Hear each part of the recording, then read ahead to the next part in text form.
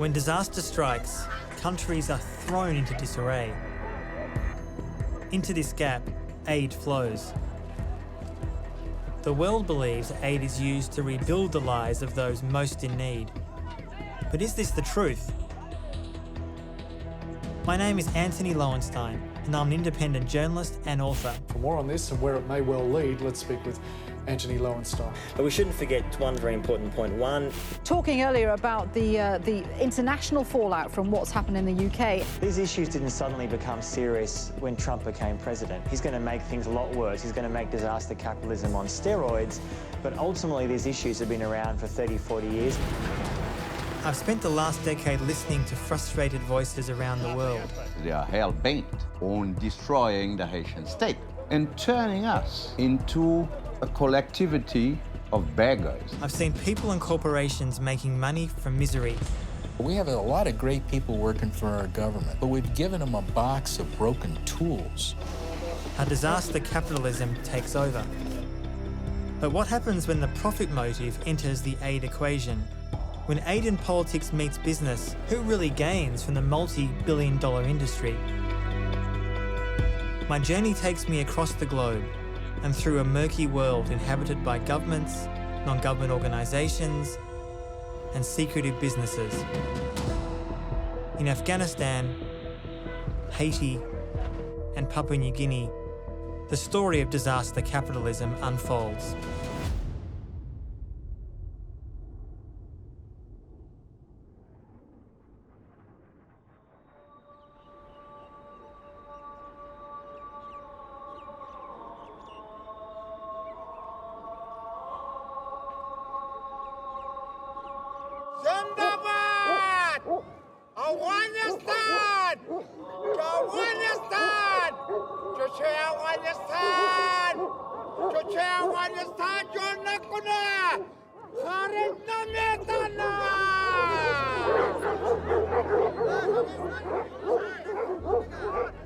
War has consumed Afghanistan for 40 years.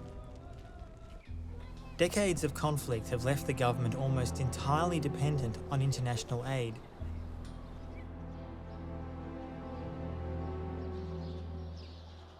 Washington has spent more on civilian aid to Afghanistan than was spent on rebuilding all of Europe after the Second World War, but with mixed results. Aid has increased the power of insurgents, criminals and strongmen who undermine the fragile state. I arrived at a time of rising insecurity, wanting to find out if the nation's huge and largely untapped mineral resources could be the key to ending 4 decades of war in a country known as the graveyard of empires. In 2010, the US was hopeful that mining could be a source of income from an independent Afghanistan. The Afghan people, they have a source of indigenous wealth that, properly developed, will enable them to be sovereign. But it was not to be. در حالی که ما دادخواهی می‌کردیم روی از این موضوع که باید افغانستان یک دیدگاهی داشته باشه درباره معدن خود که چی رقم میره توسعه میدن. I met Javeed Noorani at the Natural Resources Monitoring Network meeting. As a founding member, he's teaching local Afghans across the country about how to exert mining rights in their communities. There's an intense struggle over the huge amount of untapped minerals in the ground. افریقا دیرس کال تقریبا 40 کال جنگ وکړ په دې موضوع په معدن باندې یو مملکت کې تنه 3 میلیون نفر مړه شوي د معدن په سر باندې. But Javeed risks his own safety to advocate for vulnerable communities targeted for mining. We need to have a platform, to engage with government, do advocacy. For responsible, inclusive, and sustainable, transparent development of the natural resource sector is very, very critical for the future of Afghanistan. Unless we do it this way, we will not be able to diversify the economy, we will not be able to share benefits with the poorest of poor. 35 MPs in this government that I can name, are involved in the illegal extraction of mines. Ministers are involved, powerful generals are involved, police is involved in the illegal extraction. If the government does not intervene, we face a conflict. We'll transition from one conflict into another one. The Ainak mine is located in Logar province, the heart of the insurgency. I was instructed to wear the traditional shalwar kameez to blend in due to safety concerns from both the Taliban and police. The government confiscated the land of local people that belongs to the poorest of poor in the name of public interest, and then passes it on to a company that's here, to extract copper and make profit. You took somebody's land, you didn't pay them, you displaced them, you didn't consult them, you didn't give them employment, you stole their water, you kicked them out of their schools. What we brought to them? So Javi, tell me where exactly we're going. We are going towards Ainak, a village called Dawo, where the majority of the people who have been displaced live in this village. How close are we to the mine here? You see this mountain? That's the area where the copper mine is. The area is super insecure. Why? Because it's an insurgent area. You see this police point there? Yes. That was attacked so many times, They have lost so many men in that checkpoint. This one just here. Yeah. Travelling to what has been labelled the crown jewel of Afghanistan's economic gamble, it becomes clear that the stakes are even higher for the village elders we are about to meet. They see policemen as enemies now. There are 1,500 policemen guarding the whole area. These are all guys, deployed, to guard Ainak. So the situation is pretty grim. You'll see fear in their eyes. They're scared, that the outsider's coming and then talking to them. This may be passed on to either the government side or the insurgents. And the two sets of people will come and question them.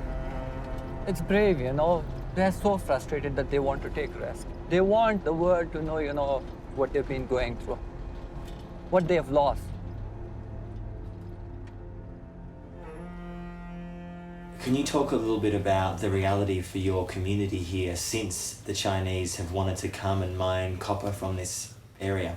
اولم دغه چنان ته ویلو چې دا تاسو سوچ مد نظر ونه نیسئ نو تاسو به دا پروژه ناکامه او بیا به ناکام د سره کو خدای د تا کله د موږ ممانعت ګرځي وو ته دا کله یو باسه د تا دا کله ممانعت ګرځي هغه چې دا کله یو د موږ نور مشکل نشته ما ورته چې تاسو به موږ مکتبونه جوړو لیسې به جوړو د سیو شبخانه جمعه جوړو چې لازر نفر ظرفیت ولري فامیلی به یې غړ دلته تاسو او د تاسو بار کې به حساب خو د ځوان د مکتویل چې به خيار مګم د سپاوا خو به لکه دا اوس مې تاسو درته ویل چې پروتوکول نه دا نور سره کوم شفای خبره نه کوم شاول په دې کمپنۍ باندې موږ ډیر خوشاله یو ولې ځکه چې دا کمپنۍ چې دا غونډه افغانستان ته سرمایه د رسیږي موږ له خپل وطنم تیریو لکوټې لابادیات چې چیر سو ورم کړه په خوشاله وو موږ شکایت کړی دا خو چا نه ده منلی ونې خلک ډېر موږ ته راغله عینکې په بچ کې وعدې را سره وکړه همداسې به هغه را سره خو دومره نتیجه ملاکه ورکړي ولا والي یې دروغجن وو ولا چینایي یې دروغجن وو ولا چې کرزي په ټول ولا دروغ را سره وکړ دوه کاره سره ولا که نو اوسه پورې موږ چا پوښتنه کړې. If you could speak to the president of Afghanistan and the people who run the mine, what would you say to them now if they were sitting in this room? تاسو باید د دولت سره به ارتباط ډیر مینه منطقه دغه نه توپاک په میز در سره کینی دولت ارتباطات باید ولس سره ونیسي ولس څه مشکل لري چې بالکل تاسو د افغانستان نه موږ به یا پاکستان د یو بل خارج ملک ته بلاړ بسو کور را باندې اول څه تا باندې خپل کور ته باندې رانګ څه کوي ځان دی په خو بکې کنه او موږ یې د مجبور کړی چې هغه د څه توپاک بغاړه کې واچو د خبر باندې دا خلک بیا ځان نو قرباني و کا کوم نه اول په میز سره په میز نه کا بیا هم دغه عمل سره کیږي. These men are perilously close to joining the insurgency in an area barely an hour from Kabul. It reveals the dangers posed by the empty promises of the Afghan mining gamble, backed by both Western and Chinese money.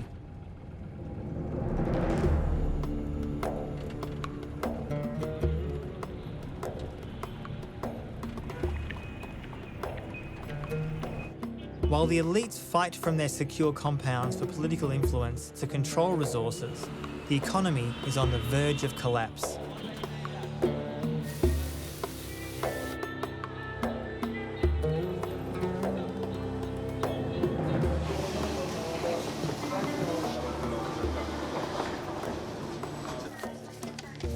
رئیس سابق در پیش از انتخابات خوب بود. مردم همیشه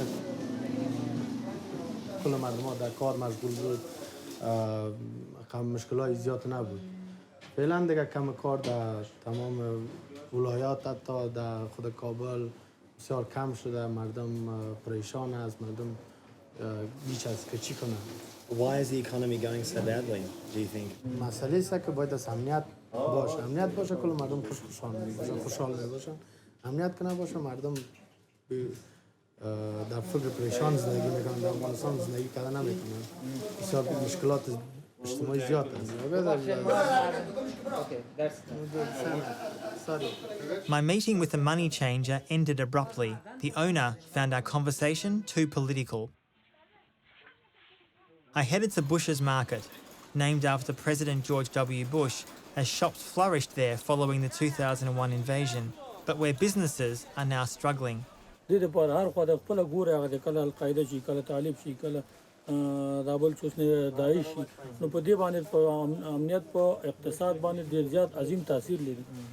And do you think that that situation will get any better, or are you worried it's going to keep on getting worse?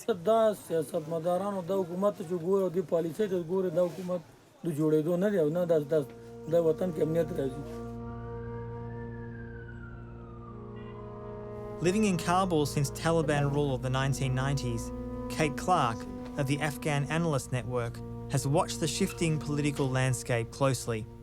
It's obviously complicated, but what is your sense having been here for so many years? I actually think it's not an international problem anymore. It's an Afghan war now. Almost all the people fighting and dying are Afghan. The Afghan state has to get serious. The Afghan elites have to get serious. If you actually look at the problems Afghanistan faces, a very powerful insurgency, a dysfunctional state, failing economy, international donors about to walk away. I mean, the obvious reaction to that would be to have some sort of, to have a national unity government and actually face the problems. But actually, you're still, what we see is the elites are still sort of fighting over what they can make. It's a very, very short-term outlook. So what happens if these elites don't, in your mind, come to the party and realise the error of their ways? Afghanistan's been lucky that Daesh happened. That's made it more interesting for America in particular not to see the project fail. You mean the presence of ISIS in Afghanistan or the presence of ISIS in the region? No, the shock of seeing them take over Here? Mosul. No, Mosul in Iraq and parts of northern Syria. The thing is, if you talk to the elites, they all think the Americans are here forever. So there's a basic lack of seeing reality. I mean, up to now they've been right. Washington is weary of a war with ill-defined goals, and yet admitting defeat is unthinkable. Indefinite occupation is the result. The US openly talks about funding the ongoing US presence through the potentially lucrative mineral and resource trades, but it has already spent at least $500 million in failed attempts to kickstart the industry.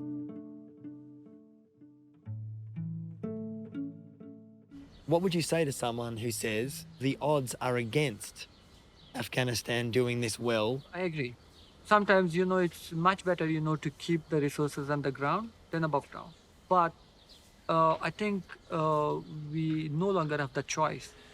We have the international still, the engagement is still intense. With their help and with the leadership we have right now. So you're still optimistic that Washington can play a more positive role? Absolutely. It's like the role is so essential, a positive role, I mean. If they don't, you will see fragmentation of Afghanistan. The powerful warlords will take over the sector. Before leaving the country, I visited the Ministry of Mines, where Javeed worked, to try and get a comment about the resource industry. We had requested interviews months beforehand, but on the day it was difficult to find even one government employee in the building who would speak. There is one last option, is the chief of staff to the minister. He is just in the same corridor. Come out to his office when one of you go there. Oh.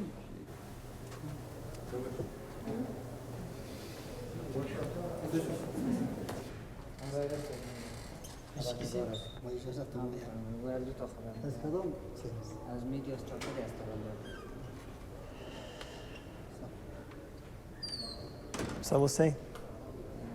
Oh, hello. That's okay, thank you. Salam. Salam. Hi, Antony Loewenstein. Nice meeting you. We really have been told that we could speak to somebody on the record from your department. We were told we could speak to the minister. Then we're told he's away. Yeah. The deputy was away. The deputy was unavailable. Everyone was unavailable. Yeah, because the actual thing is that His Excellency was having a trip, which was planned before. Right. So I guess we wanted to ask if there was any way we could have 5 minutes, 10 minutes with somebody in a senior position here who could say something about what the plan is for the Guinea government, what your view is about the INAC mine, what the view is about the oil and gas up north, something. Check with our spokesperson or with the media department? Yeah, the spokesperson is not there, he resigned, you know. I think. Yeah, but there is somebody else. Mr. Afif. Yeah, I guess there's a degree of internal chaos, isn't there? Unfortunately, arranging the interview is impossible for this week. It's fine. Thank you. Thanks. Thank you. The disarray of leadership and infighting for positions in the ministries that we've heard about throughout our trip to Afghanistan revealed itself in these offices. After increasingly heated words, we were told to leave the building. I realised the high stakes of gambling the country's mineral wealth when Javeed told me his fears. First, we don't know if we have $1 trillion worth of natural resources or not, because there are few mines which have been explored. Second, there's an oligarchy emerging, you know, to control the mining sector. They've entrenched themselves. While $8 have flooded the country, Afghanistan has been plagued by corruption and fraud. The government has shown little success or willingness to tackle these issues. But in Washington, a small team is beginning to shed light on where the largest reconstruction investment in US history has gone. The man given the job is John Sopko. He heads up SIGAR, the Special Inspector General for Afghanistan Reconstruction. Make certain you get a picture of the badass coffee. That was the beginning of the Vice article. The brief I got from the White House was very brief. Fix it and fix it fast. Right. And good luck. Call us if you need anything. And so that's basically been it since 2012. We've now spent over $113 billion just on reconstruction alone, which is more than we spent on the entire Marshall Plan. Should it have started earlier? I mean, the war started in 2001. Probably should have. At the time we started, over half the money had already been spent. In your comments, you said this is one of the worst programs that you have investigated in Afghanistan. I believe you said the most waste, the most fraud. When were you first made aware of it? I think I started to hear complaints almost when I started the job 4 years ago. When we came out with our first audit, I believe, on the minerals section, and we did 2 audits on that. So it's been in our view for at least 2 or 3 years. When you go to Afghanistan, as you do, what do you hear? I've been going there now 4 years. I don't know how many times I've gone. I usually go every 3 months. The more I go there, the less of the country I can see because of the security situation. So you're staying in a bubble, like it gets smaller and smaller. Yes, the bubble is getting smaller. Should the US, as a global power, give aid at all to a country like Afghanistan? Seen often how that aid is misplaced, disappeared. Should the US give aid at all? Whether we give aid and how much we give is a decision made by the administration. It's made by Congress. Overall, I am a firm believer in foreign aid, strong supporter of humanitarian aid. Is Congress really set up, though, to bring accountability? It's hard. Our system of rewarding people is not geared to saving money. It takes too much time. It's easier to cut checks. I've had so many contracting officers and so many people come to me and say, I get my pay raise not on how successful the program is It's on how much money I put on contract. We have a broken system in rewarding people. We have a lot of great people working for our government over there, but we've given them a box of broken tools. How can huge amounts of aid be so badly mismanaged? I wanted to visit another country with deep US influence that had also experienced unaccountable aid. Only a few hours away from Washington is the Caribbean island of Haiti.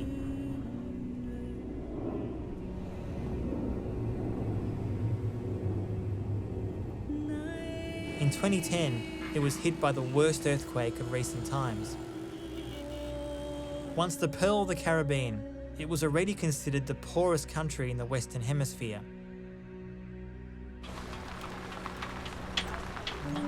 The devastating earthquake of January 2010 was just the latest in a long list of catastrophes to strike the country.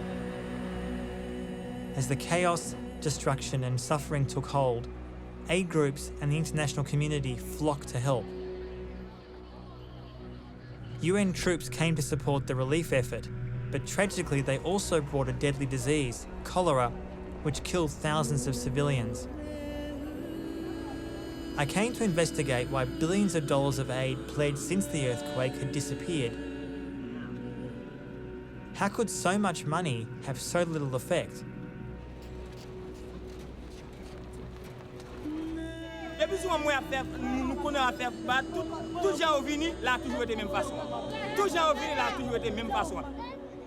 What happened after the earthquake in 2010, where you see like this country is like a republic of NGOs, where most of the humanitarian aid or economic aid has to pass through those NGOs. And then when you look at the situation of the people, the masses of the people, you haven't seen any change yet. So you wonder what is happening.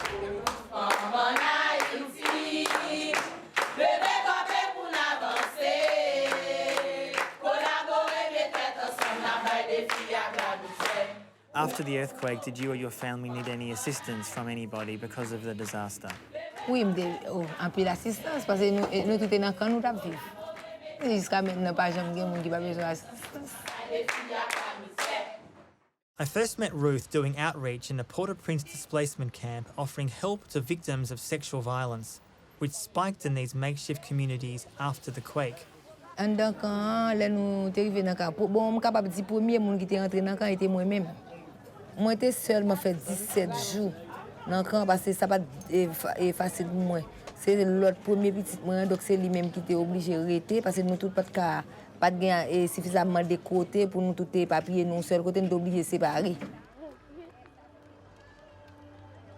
Donc c'est comme ça il t'a pas l'acheter et fritage pendant la nuit et puis vacabo Bougainville yo râler.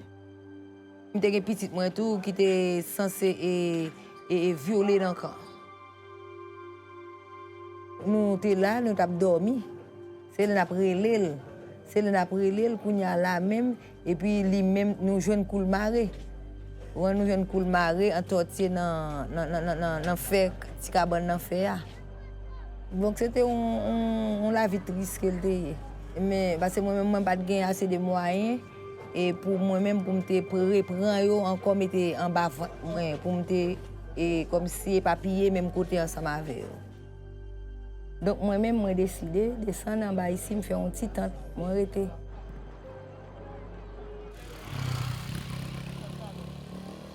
Good afternoon. After the earthquake, the Haitian government introduced a reconstruction plan at an Invest in Haiti forum.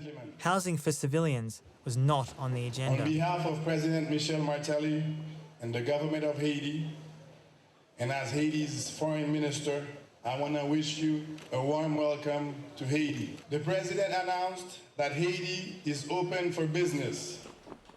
This policy has been pushed on the Haitian people before by its own government and Washington.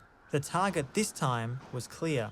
This government is serious about your investment, nurturing it, protecting it, and we are, with any doubt, the most pro-business administration in the history of this country. I met with Patrick Eli, leading aid critic, who is concerned about the growing influence on Haiti by international organisations.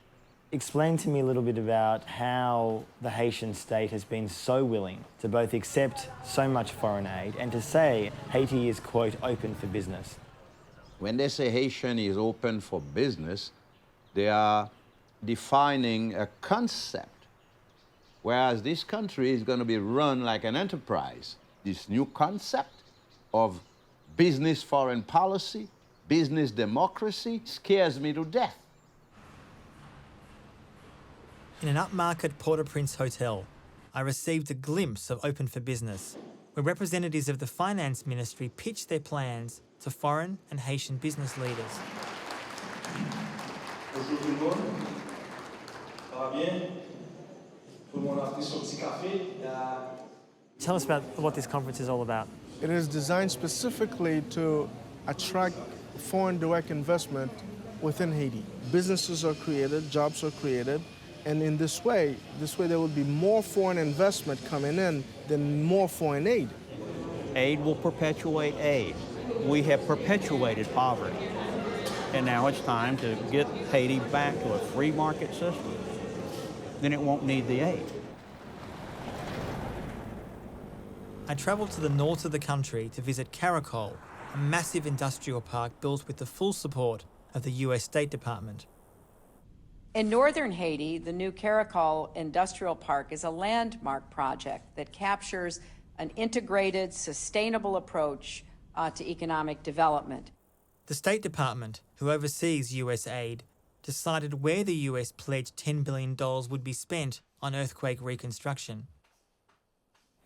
Construction is underway on a new settlement in the area with more than 1,200 homes designed to withstand hurricanes and earthquakes, each with electricity, potable water, and flush sanitation. The Caracol project was by far the largest undertaking by then Secretary of State Hillary Clinton. But its location in the very north of the country was completely unaffected by the quake. To try to understand how these decisions were made, I met with both aid critic and insider Timothy Schwartz, who has lived in Haiti for the last 20 years. Caracol, when the Koreans came in and expressed some interest, they then did, and the US State Department invited them in, they came back with a list of 10 reasons why they wouldn't invest in Haiti. And the US State Department went to them and said, no, you've got to invest in Haiti, and created a sweetheart deal. But they gave them all these breaks, millions, if not over $100 million worth of different kinds of incentives. When you say they, though, in other words, they told the Haitian government this is how it's going to be. The Haitian government doesn't have anything to do with it. It's all like a direct negotiation between the United States and this, the Korean entrepreneur about investing in Haiti. About 500,000 Haitians, men, women, and children, will benefit from this project. That is 1 in 20 of all the people who live in your nation. The U.S. government is a facilitator of U.S. business. I mean, that's why they exist overseas. In the United States, they provide services to U.S. citizens. Overseas, they provide services to U.S. business interests, corporations. That's the only thing they understand. They don't understand opportunities in Haiti or the economy in Haiti. They understand one thing, that's big business, that's factories, that's offshore assembly sector. When you talk about disaster capitalism and the capitalists coming in and sweeping up after a disaster and taking over, they don't need a plan, because those are the interests that prevail, and they're going to get their way if something doesn't counterbalance them. And the biggest problem is that the Haitians are supposed to be the recipients of development. They're not participating in the process. We alienated them. One only has to look to the government industrial park system to see how foreign aid is failing the people of Haiti. The factories cater to foreign companies, employing nearly 20,000 people, making roughly $5 a day.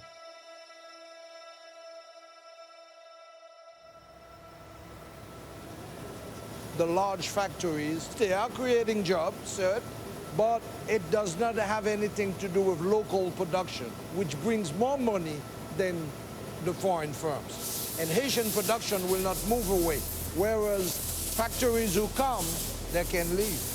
Hans Garot, who was a recent recipient of the Entrepreneur of the Year award in Haiti, works in the garment industry and has strong views about flaws in the current development plan. It is clear that Caracol development has had the support, the financing, and the influence of the United States.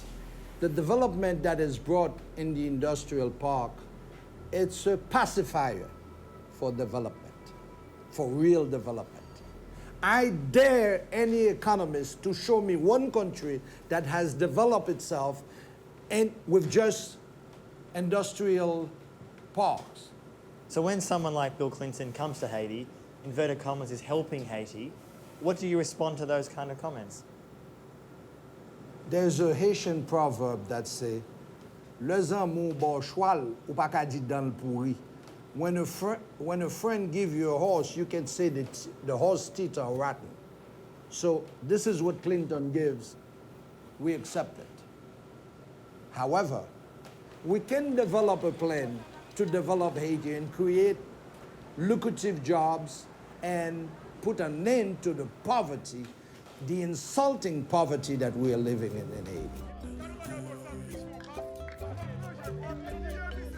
Ruth used to work in the industrial park system, but in the end, she refused the conditions of pay.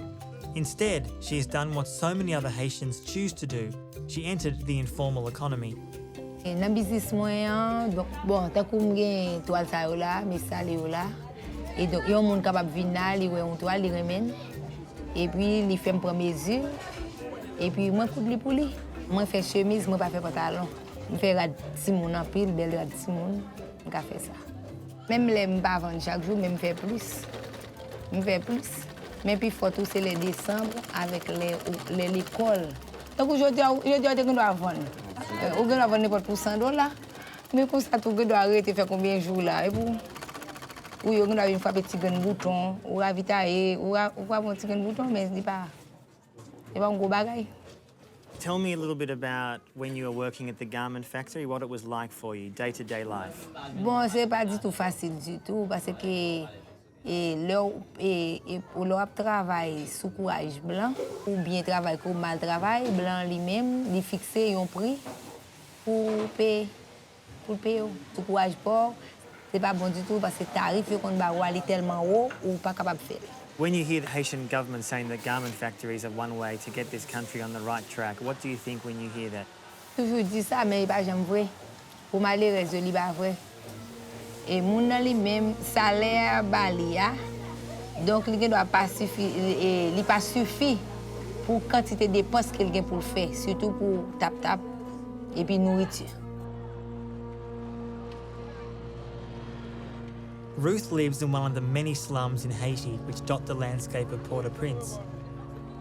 They lack basic services like water, sewers, and electricity.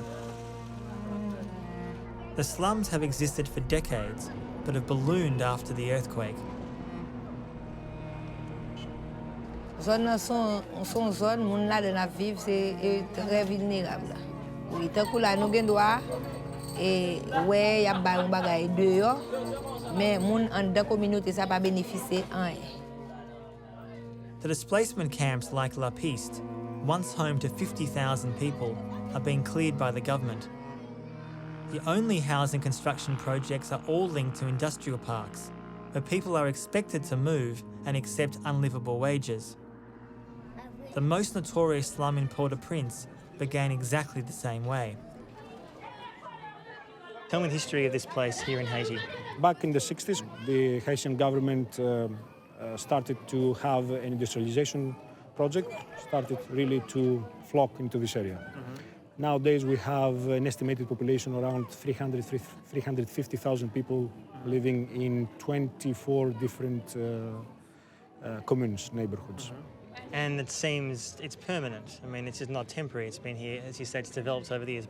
I think it's people that decide for that. It's not us. If people are here and if they are not offered alternatives, I think that's what makes it permanent.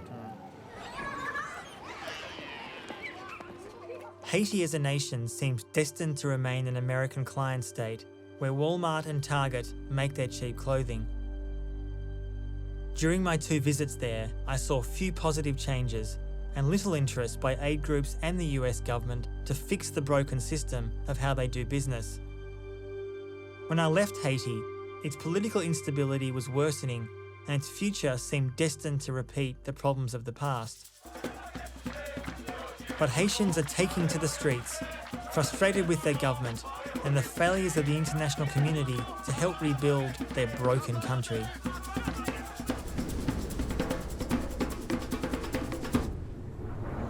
A world away in Papua New Guinea, similar questions of how to balance foreign investment are playing out. The country is Australia's closest neighbour, but remains invisible to most Australians.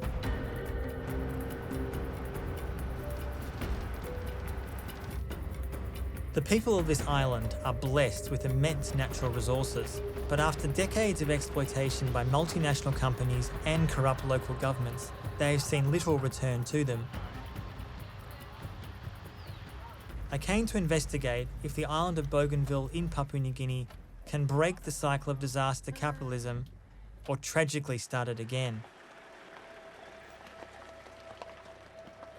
This post-apocalyptic landscape was in the 1970s and 80s one of the world's largest open-pit mines.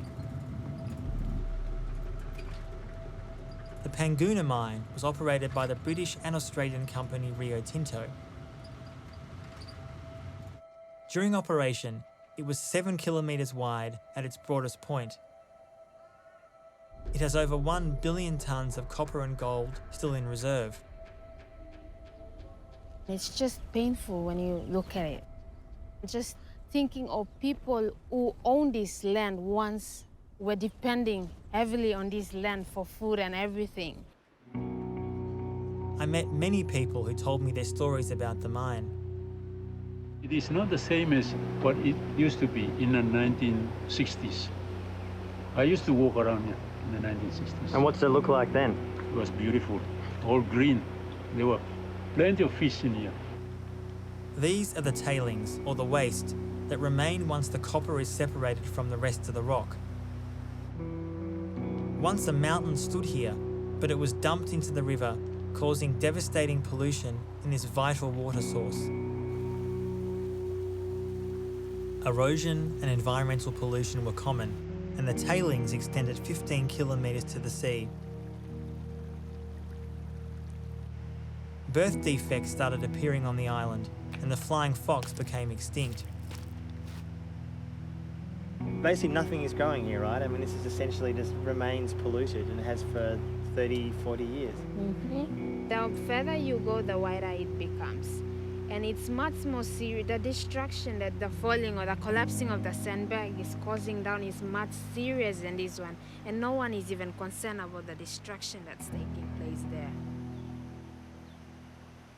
Bougainville is launching an international campaign to pressure the Australian and Papua New Guinean governments, along with mining company Rio Tinto, to take responsibility for the long-defunct Panguna copper and gold mine. Rio Tinto has recently walked away, insisting it has no legal responsibility to deal with the aftermath. I think there is no government concern about this area, but rather they're just talking about the reopening of the mine when who's concerned about is it that this place has to be fixed?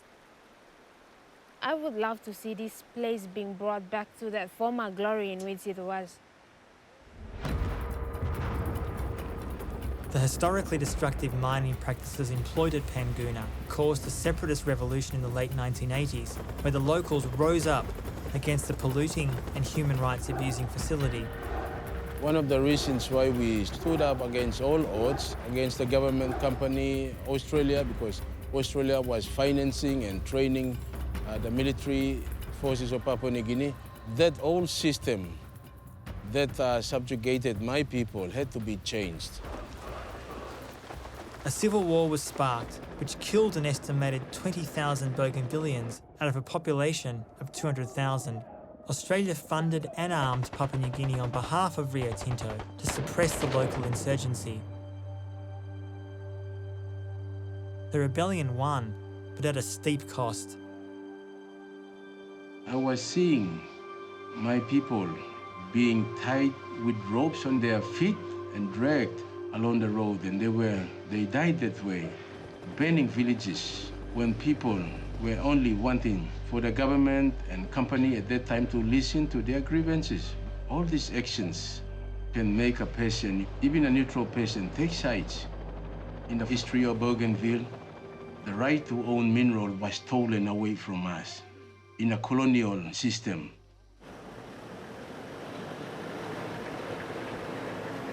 Young leaders like Thor Neureiter embrace their personal stories to help end the vicious cycle of aid dependency. We are trying to bring healing to the traumatized people around us, because nobody here in Bougainville can deny that I'm not traumatized, because every one of us, we have our own story to tell because of the seriousness of the conflict that we went through. Everything after 1993, I can really remember. Well, that was after my dad got shot, and life is just terrible. Because I can remember Bougainville Revolutionary Army people coming frequently to our village with bad intention. Thor Neureiter took me to the location where her father had an encounter with the Bougainville Revolutionary Army. They wanted to know why he was away from the community, and more importantly, why he returned. They took the issue onto their own hands and they dragged him away from where the elders and chiefs were trying to question him. And there were more than 20 army here, fully armed with guns. And they started whipping him with the guns barrels, and one of those army got up and he fired the gun. My father died. The devastating loss for Thor Neureiter and her family has driven her to become a leader in the community. She took me to visit other graves that cover the landscape. It is an important story to tell, because even though he's a simple man and after he died, there's no reconciliation as yet. And thousands of innocent lives lost. And the curse was placed here by this family. To them, they feel that restoration of such people should be the first thing that should be, prioritized by the government as well as the company if they are to talk about the reopening of the mine. What happens if there was some kind of reconciliation or compensation? Do you think then you could imagine the mine returning to Bougainville? So the question is, what should we do first? I want reconciliation to come before every other discussion, whether it means independence, whether it means referendum whatsoever, or the reopening of the mines. I met Thor Neureiter's sister and her family. They continue to live here in the shadow of the mine. When meals are prepared, everyone comes together and then we just sit around and chat and gossip and yeah, something like that.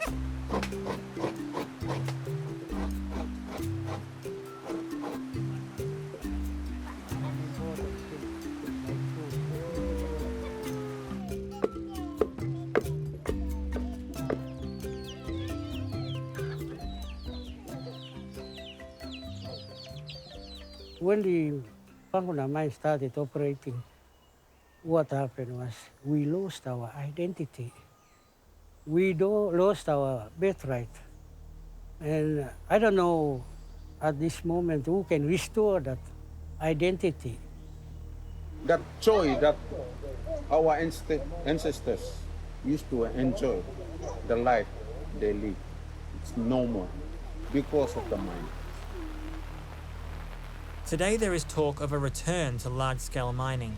It's one of the most contentious and emotive issues.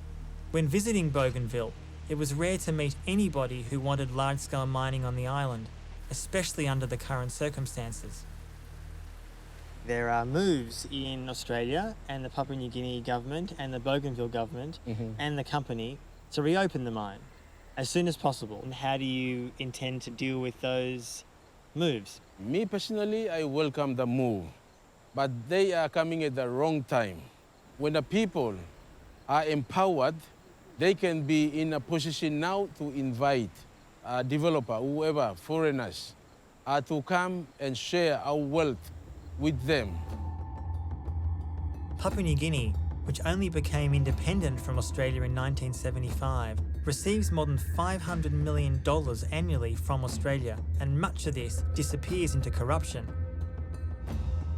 Australia views this money as insurance against Papua New Guinea becoming a failed state on its doorstep. the mine's potential reopening renews old, unresolved conflicts. Australia was obviously very involved in the whole conflict. They supported the Papua New Guinea government, they supported the mining company. What do you think Australia's responsibility should be for Bougainville? They have obligation to this island, to the people of Bougainville. So we need to find ways in which we can bring about development so that people can realize finally what they fought for. I spoke with one of the few who supports the reopening of the mine. Lawrence Deviona is head of a landowners association. Yeah, the mine will have to reopen sometimes, down the line. But why? We are heading towards a referendum. Our government is trying to address the issue of being able to economically sustain itself as an independent country. As part of the peace process, Bougainville became a semi-autonomous state. A referendum vote for independence was planned by 2020, but Australia, Papua New Guinea and the Bougainville governments all tie allowing a vote to the mine's reopening. The few on the island that support the reopening, like Lawrence, present that same message. We are at present looking at homegrown mining law for the people of Bougainville, not law that is imposed from outside, and we do not want to repeat the past. One of the criticisms of your work has been that you are being paid by BCL, the mining company, and that your views are affected by those finances. I have always been very, very close to BCL, just to keep the relationship intact with Panguna landowners. The potential reopening of the mine has deeply divided the community. Some see it as the only way forward for economic independence. One of the strongest reasons that people who support the reopening of the mine, there's going to be an independence vote. Do you feel confident that Bougainville could survive without large-scale mining? The question that you have asked is one of the most serious questions, and I, for one, I am so much concerned because we are at the crossroad in a sense that our leaders are trying to establish a foundation for an independent Bougainville. We just need to rehabilitate people in a way that they can create market at the community level as well as Bougainville as a whole.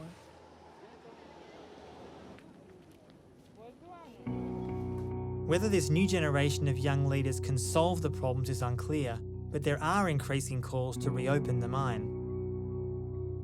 Any new independent country, its future relies on its youth. Where do you see yourself in 10 years? I would like to further my studies later on into taking legal studies. I see myself more as a social worker and a community builder at a family level.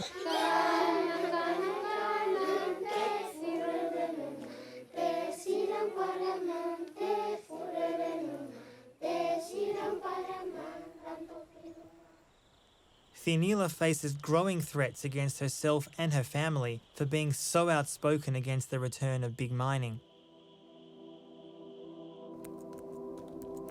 Since I last visited these countries, they've become even more rocked by economic chaos.